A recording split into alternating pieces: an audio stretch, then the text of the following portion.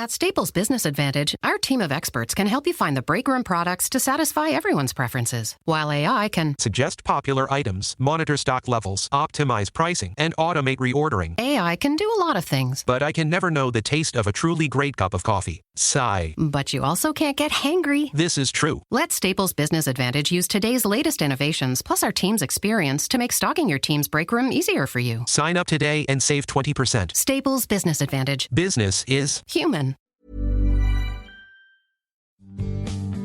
We want something with a bit of colour and a bit of movement and a bit of body, and that is the candlestick chart. That was Louise Bedford, the Queen of Candlesticks and an expert in teaching you how to read the market. Today you'll hear a lot about candles from Louise. No, not the waxy light-emitting ones, but rather the green and red ones on a share chart. So I want you to imagine a chart with lots of green and red sticks with wicks burning at both ends. The green ones are when the share prices are going up, and the red ones are when share prices are going down. Keep that in mind as Louise shines a light on your investment strategy. G'day, Louise. Oh, g'day, Phil. How are you? Oh, did you want me to keep talking about you, did you? I'd always love to hear more about myself. Oh, we'll let you tell us about that. I've been studying you very closely for the last few days. I've listened to several podcasts and been going through your website and some of the stuff that you've been writing. And the thing that shines through to me is your practicality. You have a way of cutting through the noise and simplifying investing. Where does this come from, your practicality? I think it's because I find if things are too complicated, then I can't follow them. So I've made a definite focus on that particular issue. So with my trading plan, the idea is that I keep it so simple that another trader can follow it exactly. And during times of trading pressure, we both know your IQ goes out of your ear. There's no way in heck you're thinking clearly. So to keep things simple, I find incredibly important, Phil. We're talking here to people who haven't even thought about trading or the idea of share investment as trading. If they're taking their first steps, what are a couple of things that you would suggest just to simplify and cut through the noise that they're going to be hit with? I think the first step should be that you look at your own objectives. So why are you trading? What do you feel that will bring to your life? And what sort of returns are you expecting? You know, a lot of people think that trading has more in common with a Tats Lotto ticket than perhaps that hard work and the grind that we both know it actually is. So looking what do you want to achieve to begin with is the first step. And then the next step is to get a trading plan. So a trading plan is like a blueprint. How do we approach the markets? What will we do when we go on holidays? Like a business plan related to the markets. And inherent in that trading plan is your trading system. That is how to enter, how to exit, and how to position size, as in how much money to put into each position. So that's got to be your focus. If you begin with the end in mind, if you know that you're looking for entry, exit, and position sizing before you get started, then everything you read, everything you listen to will be honed to those goals. So I think that's the best way, Phil. I just wanted to ask about the trading game. Is it a game? Can it be fun as well? Look, I've loved it since 1990 was my first trade of note, actually. I started actually when I was 15 and it definitely was a game then. My sister's boyfriend at the time, who's now an ex-boyfriend, he said, hey, you know, do you want to pop a little bit of money on this? It's like put it all on black type of thing, which I did. And I actually made a lot of money out of that particular trade. So for me, yes, to begin with, it was a game. It was something that was fun, something that ignited my passion and made me realize that I don't just have to rely on my job to get ahead. But after that, all of the similarities with the game has to cease. It is not a game of chance. It is where the people who work the hardest, who put the most into their own education, they are the ones who come out successful. So treat it with a bit of a light-hearted view for sure, but realize that it is serious. It's right up there with oxygen. It is, but I don't think people actually understand how seriously you do have to take it, and the kind of steps that you need to take. I mean, I was just looking at a comment on a forum this morning, and someone was saying, I'm interested in these stocks and I need to learn more about investing. What does everyone else think? And it was almost like they were expecting someone to tell them what was going to be the next investment that's going to make money for them. Yeah, we certainly don't do this by committee. This is something where you have to definitely come up with your own ideas and stand alone. And do you know, the thing, Phil, I've found that often the people who we grew up with are not the people that we truly grow with. So sometimes the people around us, the people who mean well, the people who have supposedly our best interests at heart, they're not actually the ones who are going to drive you in this area. And in some ways you have to separate yourself a little bit from them in order to grow and to be able to get what you know you deserve. Because the truly ambitious people out there, I can bet you they're not listening to their next door neighbour saying, well, you'll never make it. It's one of those things, I think, as we grow, we do have to separate ourselves out from those who don't think in terms of that big picture. That's interesting. I wasn't actually going to ask you about that, but you really feel like it's important to not let other people hold you back in your investing. Is that correct? Definitely. And to develop your own support network. You know, one of the things that I've managed to do, which has just been such a wonderful blessing, is to have people around me who do care for me, but who will be an unreasonable friend when I need one. Now, Phil, I know behind the scenes you and I have had some big unreasonable friend discussions. Some of them aren't all that comfortable and they're not meant to be. The idea with an unreasonable friend is that they are your sounding board. They'll call a spade a spade. They'll say, hey, you know, this is the area you really need to focus on and you're not doing well in this area. So there's no room for a snowflake here. It is something that I do feel strongly about. We need to have the support of those who are caring for us, who can take us to the next level, and ideally those who are actually at that next level.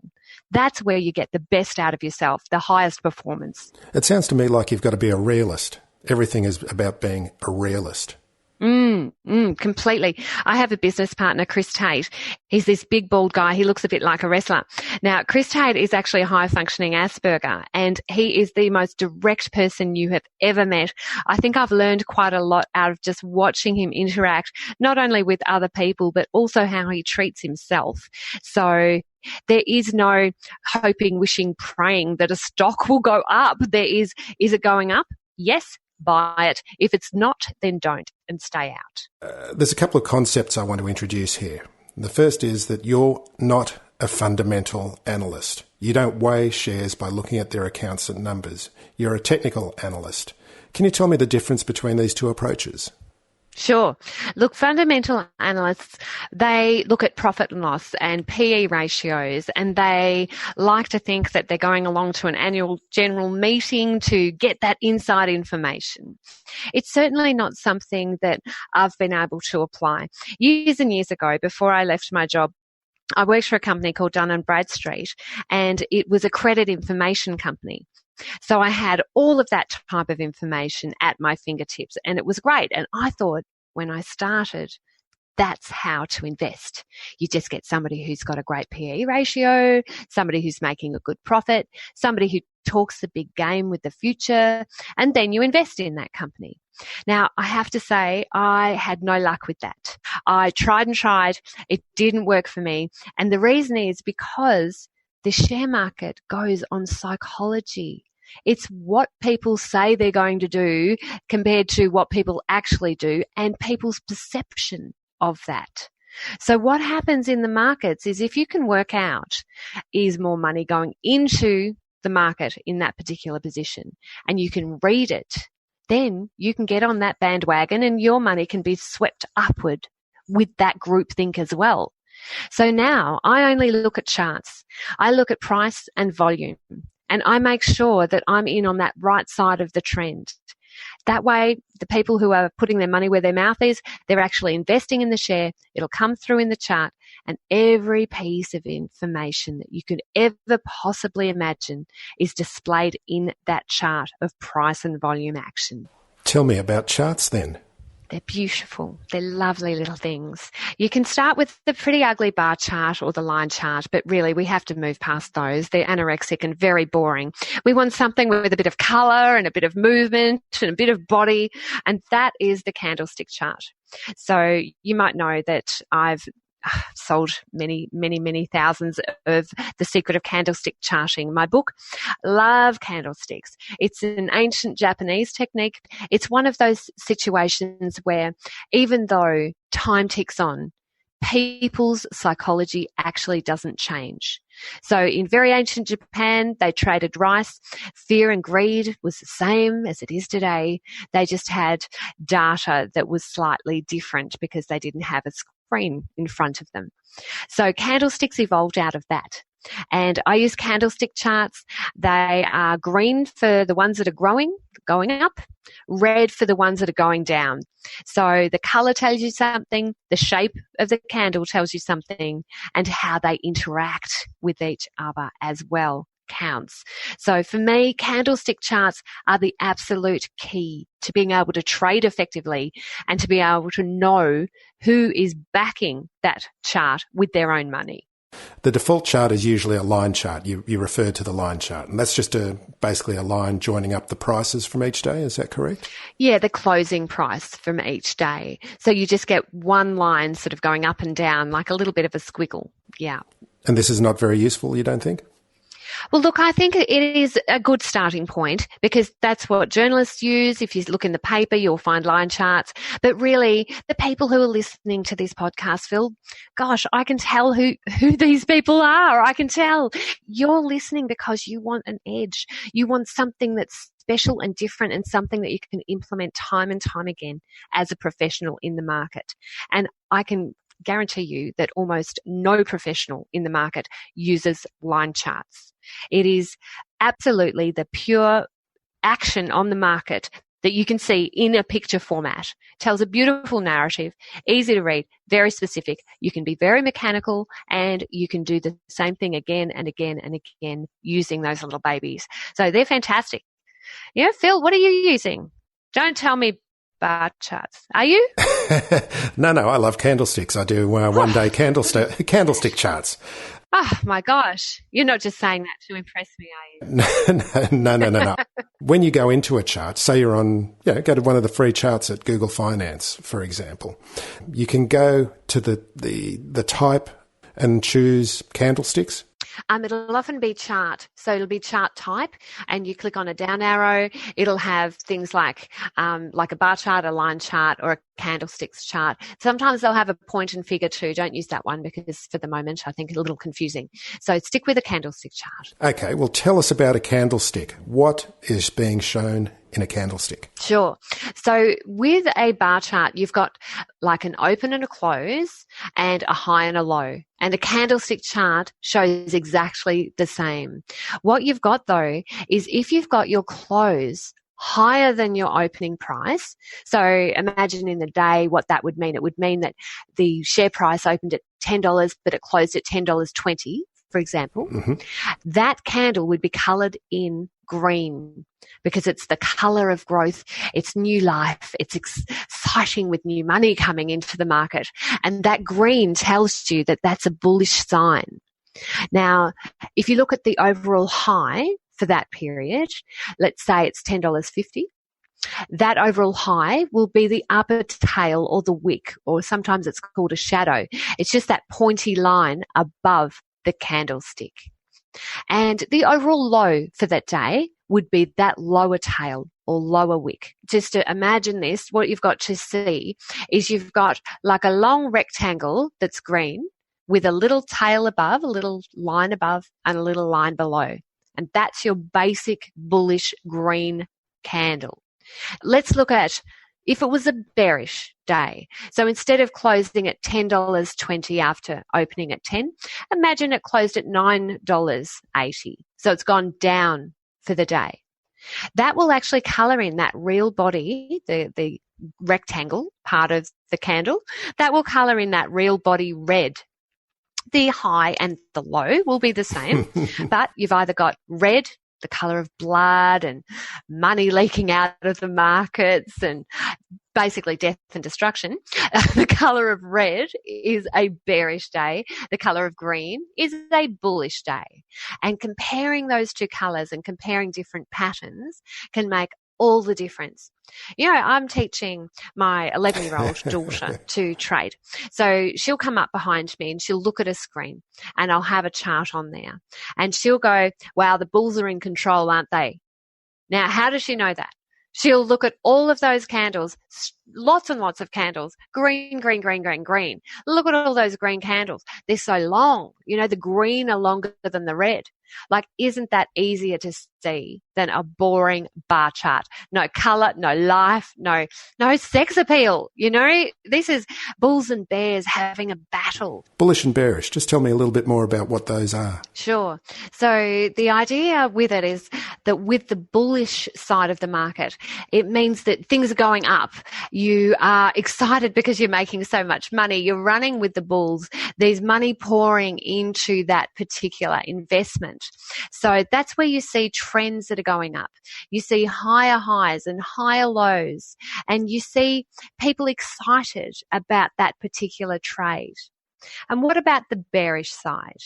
That's where we're losing money, where we have lower highs and lower lows, and you see a lot of pain and anguish and fear. And bulls charge and bears hibernate. Nice. I like that. Is there going to come a day where you're going to be annoyed with your daughter if she's making more money than you? I have already had to face this. I taught my niece how to trade. I think 11 years old is about the right age to really start getting into it, because they've got enough intellectual capacity, but you still haven't lost them to the vagaries of teenagehood yet. So I taught my niece how to trade, and I said, here is the money. If you make a winning trade and you follow your trading plan, you get to keep all of the profit. But if you make a profit and you don't follow your trading plan, all of that profit is mine. And if you make a loss, I wear it. It's my loss. So that way we're rewarding kids for following a trading plan, and that's exactly what we should be doing as well. So with candles, say you're looking at daily candlesticks. If you see them one after another, it's telling you a story, and then the shape of those candlesticks may tell you another story. Is that the case? Correct. It's kind of hard to describe without a picture, so I'm glad in the show notes you're going to pop up some pictures here. Yep, well, just imagine we've got a candle. It opens up at $10, and people are so excited. They love this chart, this share. They get involved all day, and at the closing bell, they still want to be buying more of it. So let's say it closes at $11. So it opens at 10, closes at 11. You've got one big solid candle. That's its entire real body. There is no overall low. There is no overall high with a wick, because the entire trading has been included in that one candle. And that's the shape that we're talking about. So is it a big real body, a big body between the open and the close, or is it a small? And a small one tells you a totally different story compared to a long real body. And that's where some of the finessing comes in, to learn the shape of those candles, to learn how they compare to the next candle coming along. And you can tell whether they're going to reverse the trend or continue the trend. And that's all I'm looking for. To buy, I'm looking for an uptrend and an ideal entry point. So that becomes the trigger. And our trigger tells us to go. And for me, the trigger is the candle. And it's also showing the psychology, isn't it, each candle? Like I've heard you mention the star-shaped ones. So that one's a doji. So if it's got a little bit more of I love the dojis. Yeah, dojis are great. If it's got a bit more of a solid real body where the open and the close aren't at exactly the same price, then yes, it is a star. Now, if you think of those ones where if we take it that the amateurs are the ones who are very excitable. They don't work on a trading plan and they aren't really thinking through their trading. Now, amateurs are at one side, professionals are at the other. So a professional trader is somebody who pre-considers their entry and exit. They work to a trading plan. They have clear position sizing. They don't make a move based on gut feel. They're the professionals in the market. Now, taking these two groups, the amateurs open the market. So they are so excitable. Something's happened on a current affair overnight. Oh my goodness, I have to get involved right now. Damn it, the market's open at 10. I have to wait. 10:01, you'll see the amateurs flood into the market. Now, the amateurs probably are not where you want to be. And at the other end of the spectrum, we have the professionals, those clever, studied, pure traders who have done everything they can to be detached from the market going up and down. Those professionals punch in the close of the market. So that agony between the amateurs and the professionals, that battle, that tug of war, that is what the candle depicts. And if you have the amateurs thinking the same thing as the professionals. At Staples Business Advantage, our team of experts can help you find the breakroom products to satisfy everyone's preferences, while AI can Suggest popular items, monitor stock levels, optimize pricing, and automate reordering. AI can do a lot of things. But I can never know the taste of a truly great cup of coffee. Sigh. But you also can't get hangry. This is true. Let Staples Business Advantage use today's latest innovations, plus our team's experience, to make stocking your team's break room easier for you. Sign up today and save 20%. Staples Business Advantage. Business is human. You end up with the doji. Now, Phil, I don't know, do you follow the football? Hi listeners, just jumping in here for a moment. I'm not a footy fan, but next episode we've got a famous ex-Swans premiership player coming onto the podcast. I don't follow the football at all. However, I'm in a footy tipping competition with many of the traders that I've trained. Now, I am quite surprised.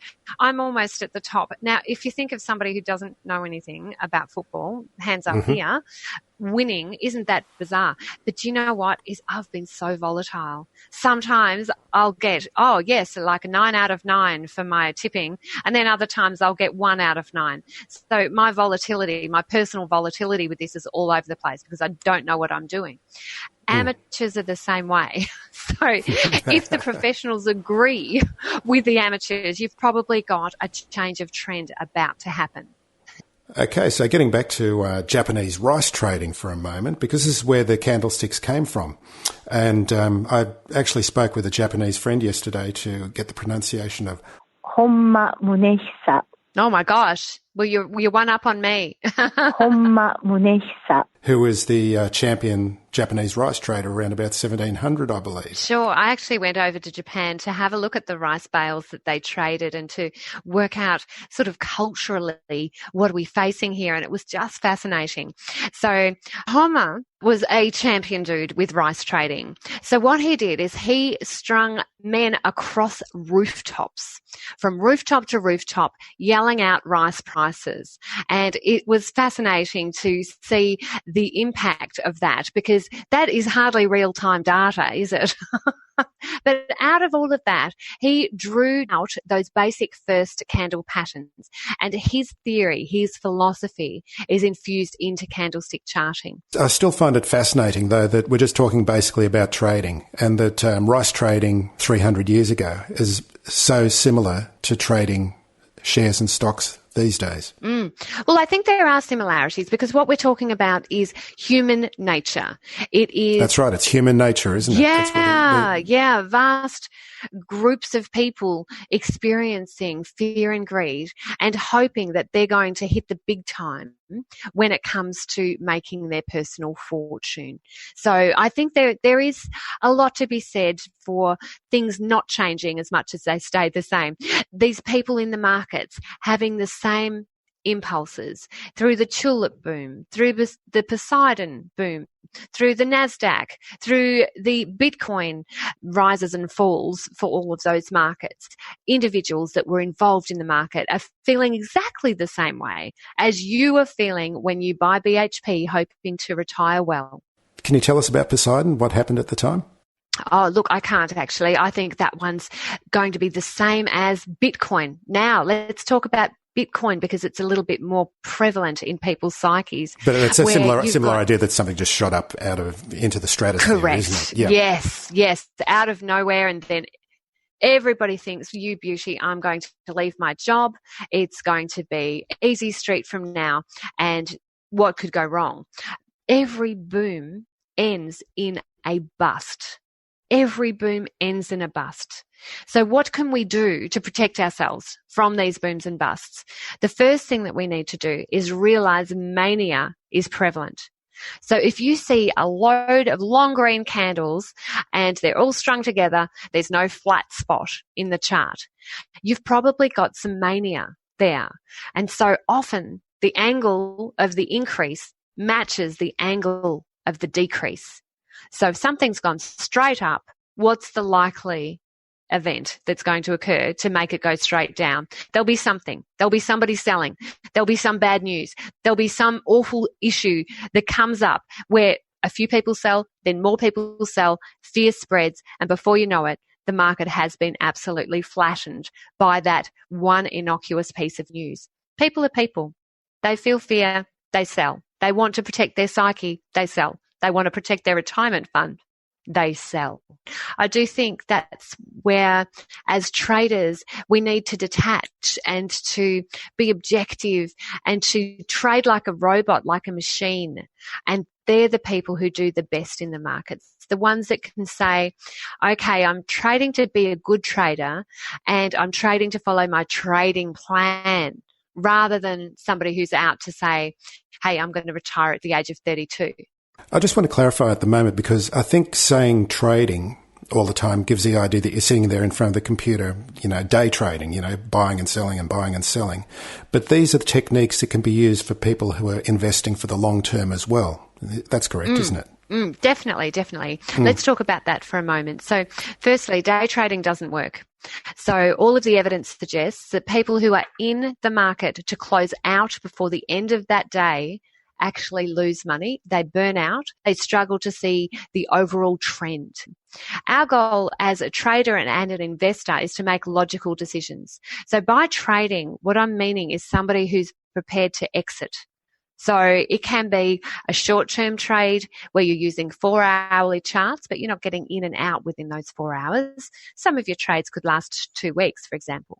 You could be a medium-term investor, which is where most of my money is at the moment, where I'm looking to hold for several weeks and in some cases 2 or 3 years. And then you've got long-term as well. But long-term, just assuming that it's not going to be going down like a stone and you're still hanging on, that's not what we're after. So trading incorporates all of that. It incorporates that mindset that says we need to be sophisticated, we need to be mature, and if the market isn't cooperating, we need to exit. So it's not about hold and hope. Correct. I think one of the most basic things when you're drawing a line on a chart would be to ascertain support and resistance. Tell me about that. Yeah, support and resistance is really key. So I actually have had the absolute pleasure of trading several disabled people to trade effectively. Now, I've got one group of people who are visually impaired, and I learned this technique from them. I thought it was a winner. What you can do is you can print out a share chart and then get a ruler and move that ruler up in a horizontal line from the very bottom of the chart and look to see where the share prices are touching that ruler. And if you have touches of 3 or more, then you've got a line that you can draw. Now, to begin with, you're going to draw those support lines everywhere. There's going to be 500 support lines on that chart, and you're going to go, okay, so what's this really telling me? But over time, you'll realize that those support lines are very significant and you'll draw fewer of them, but they'll be more meaningful. It's psychological points where people say, wow, at that price, that share is cheap. It's cheap and I'm going to buy it because I think it's going to go up. That's what support is. Now, support is really key for candlestick bottom reversal patterns. If you get the right pattern along that line, there's a very high likelihood that price will go up. I just wanted to simplify again just a little bit. What is support? Support is the price at which the majority of people think that share price isn't going to go any lower. So they buy in at that price. So perhaps I'll give you an example. So my brother-in-law, he has this thing going with Colesmeyer. Okay, now when he first told me about this, he said, Louise, you're doing trading all wrong. Wrong. All you need to do is when Coles Myer gets down to $6, you need to buy it. And when it goes up to $7, then you need to sell it. And if you do that 5 million times between now and when you're retired, you're going to be a freaking billionaire. I've just written down that plan. I'll be instituting it straight away. Good. We've got a trading system. Exactly. But let's look at the Stan method of an analysis, because I think there is some gold hidden in there. Now, that $6 mark, he's probably right. People think Coles Myer at that time was cheap at $6. And people probably thought Coles Myer was expensive at $7. So that support line at $6, because enough people are thinking in that same way, that support line becomes very, very strong and stronger over time. And that resistance line, that $7 resistance line, where everybody's selling at $7, that's the price at which people think it's expensive. And they think the share price probably won't go up much past there. So that's the key with support and resistance. It's how people think about that share price, whether they think it's cheap and whether they think that it's expensive. And that punches in those lines that you can see on a chart. And resistance is? When you think it's expensive. One of the ways that you can learn how to draw these on a chart too is to print out that chart, squint at the chart, okay, so don't get too detailed and too focused here, and draw a zigzag line connecting the highs, then the peaks and the troughs, the highs, lows, peaks and troughs. Draw that zigzag line over the key points where that share price changes direction. And once you've done that, then look to see where those troughs are actually lying. Do they lie along a particular price? Are they all lining up along $6? Are they all with the peaks lining up among the $7 mark? And if they do, draw your horizontal lines in at those prices.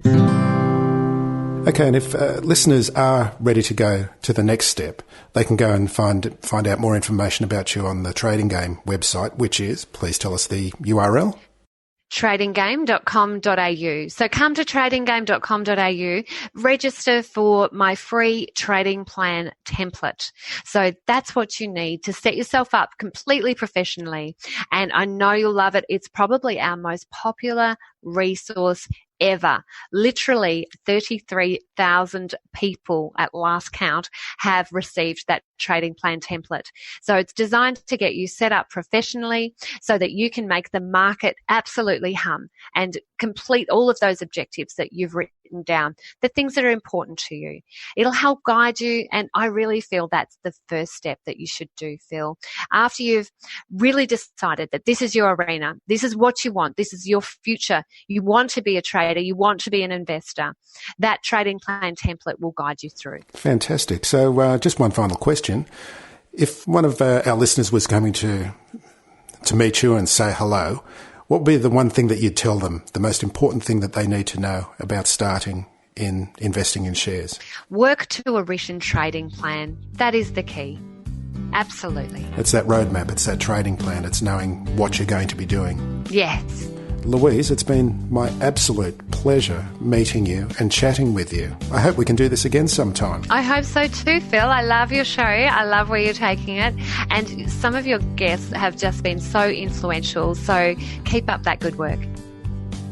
Shares for Beginners is for information and educational purposes only. It isn't financial advice, and you shouldn't buy or sell any shares based on what you've heard here. Any opinion or commentary is the view of the speaker only, not Shares for Beginners. This podcast doesn't replace professional advice regarding your personal financial needs, circumstances, or current situation.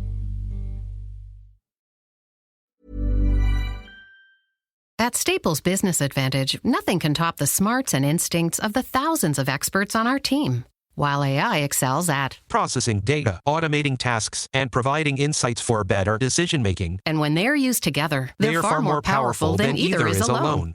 Whoa. I've never felt more alive. Let Staples Business Advantage use today's latest innovations, plus our team's experience, to make business easier for you. Sign up today and save 20%. Staples Business Advantage. Business is human.